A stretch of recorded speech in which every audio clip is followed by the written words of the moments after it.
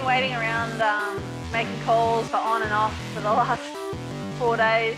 It's all Jessie Miley Dyer's fault. We would have had fantastic waves today if you hadn't jumped the gun and changed your flight to tomorrow.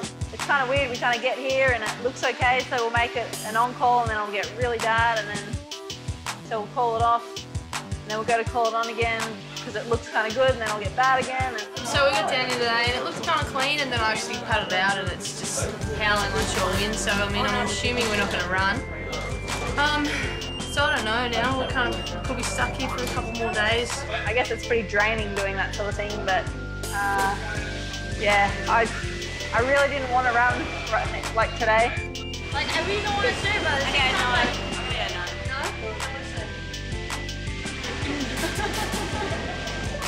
It just looks terrible out there, but I don't think it's going to get any better.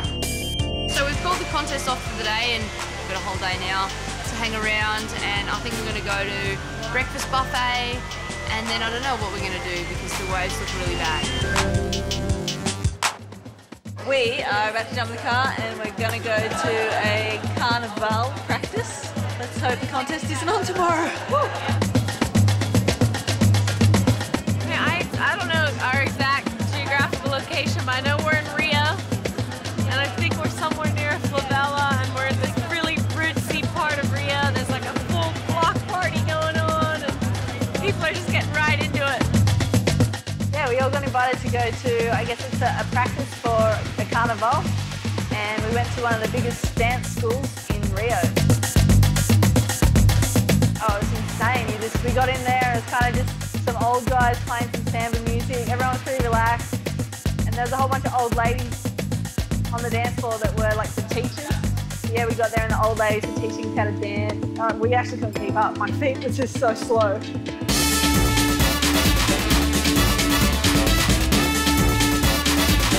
It's just a rat pack on the dance floor, you know, there was no strategy to it at all, and we were just learning how to, you know, the basic little toe tapping kind of stuff. And then we were kind of kicked off the dance floor. I mean, we weren't kicked off, but you could kind of sense as soon as the drumming started and the place really, you know, the energy really lifted.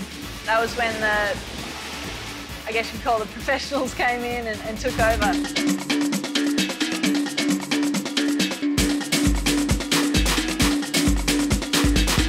And it's just this massive circle on the dance floor just moving around and around, and it was so loud that automatically people would just start like going 100 miles an hour, and these girls' hips were moving so quickly.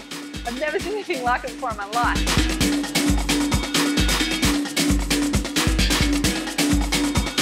Every single mix of the community was there, and yeah, it was definitely one of the best experiences I'll ever have. After 4 lay days and the end of the waiting period closing, the weather began to cooperate and event organizers decided to run the rest of the contest. Yeah, I believe we got a good start, right? It's not raining. Swell should be staying about the same. So once the tides start to come in, we're gonna have a little more of sets, and hopefully we just have enough time to finish the finals without a strong wind. Quarterfinals of the Billabong Girls Pro Rio finally got underway in 1 to 3 foot surf.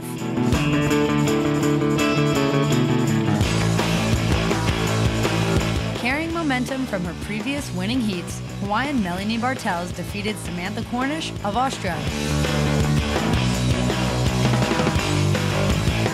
In quarterfinal number 2, Brazilian Jacqueline Silva was defeated by Stephanie Gilmore.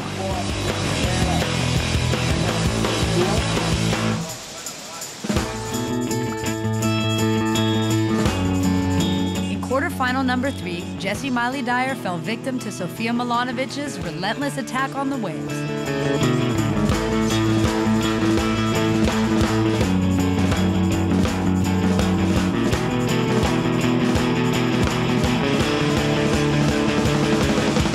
In quarterfinal number 4, Lane Beachley takes out Brazilian Silvana Lima, advancing Beachley into the semifinals. Advancing to the semifinals, in heat number 1, Melanie Bartels versus Stephanie Gilmore, and in heat number 2, Sofia Milanovic versus Lane Beachley. Meu nome é Silvana Lima, Sou do Brasil, Ceará, Paracuru, e sou profissional de surf da UCT e agora estou morando no Rio de Janeiro.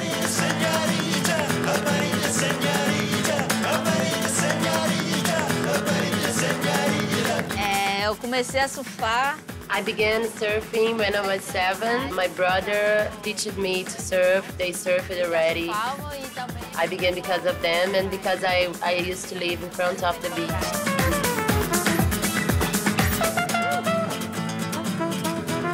I began thinking about professional surfing career when I was 15 years old. Before that, I didn't think about traveling abroad. I liked to enjoy my childhood in the place I was born.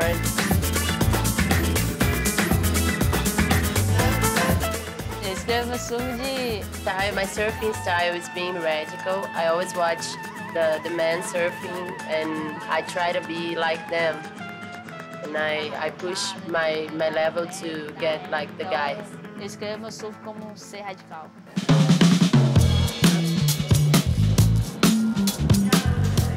I work out 4 times a week. I used to work out my legs and my arms to get fit. I stretch a lot too. Puxando peso mesmo. Working out is very important for paddling out. And in my case, especially because of my knee, I already had a surgery in my knee. So I work out to get it stronger and don't have a problem again. So it's like a prevent workout. And I think it's very important for competing. Working out is very good. You get muscles and you get stronger, and it's very important. Yeah, sure. I'm very proud of being one of the few women that went into the WCT. Tita was one of the girls, Jacqueline too. And now I am in the WCT representing Brazil. I'm very happy for represent Brazil and for being one of the few women who got there. Coming up, Stephanie Gilmore and Serena Brooks spent some time giving back in Rio's favela and the conclusion of the Billabong Girls Pro Rio.